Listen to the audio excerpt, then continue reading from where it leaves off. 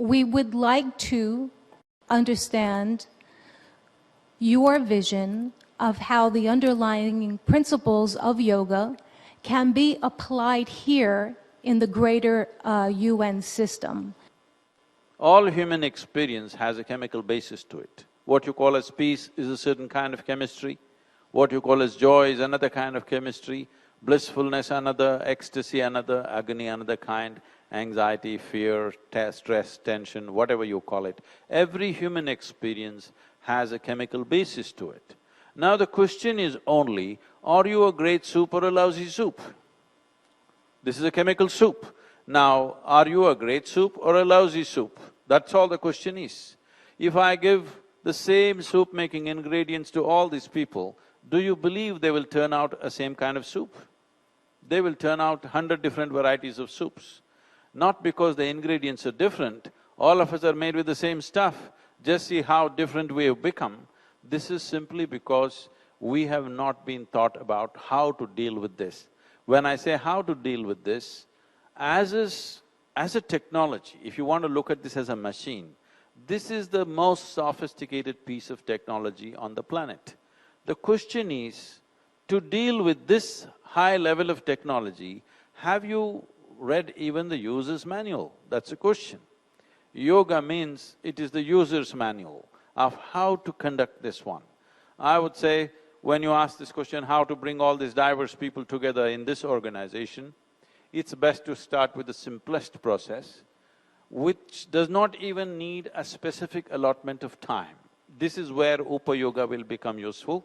People can sit in their work spaces and right there they can do it 3 minutes, anytime they feel like it. It does not need a specific condition, it does not need a specific time. If they see the benefit, which they definitely will, in a matter of 2 weeks' time, they will see a distinct benefit doing it wherever they are. It does not need any kind of specific discipline or time or other conditions required for the proper yoga to be done. I think this would be a good way to integrate them, because this predates all religion. This is not about you versus me. This is why I said this is not Indian, because a science cannot be Indian. Yes, it originated from India.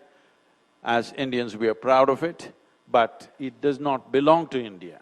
The very fact that United Nations has declared an International Yoga Day means India has gifted it to the world. It does not belong to India anymore.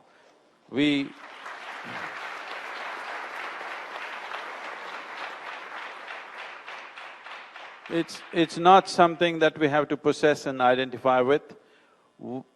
The significant aspect of my personal work has been to remove all the frills of culture that yoga had acquired through this millennia of transmission. Slowly, whatever you do in a particular culture, it will acquire cultural frills. So one thing is to take off all the cultural frills and present it as an absolute science and a technology for well-being. This is an important thing in an organization like this, where there are people from every nation, there are people from every kind of denominations, every kind of faith, every kind of beliefs, every kind of ideologies. It's very, very important that yoga is brought as a proper science, not as a cultural thing, not as an Indian thing. It's very important to do that.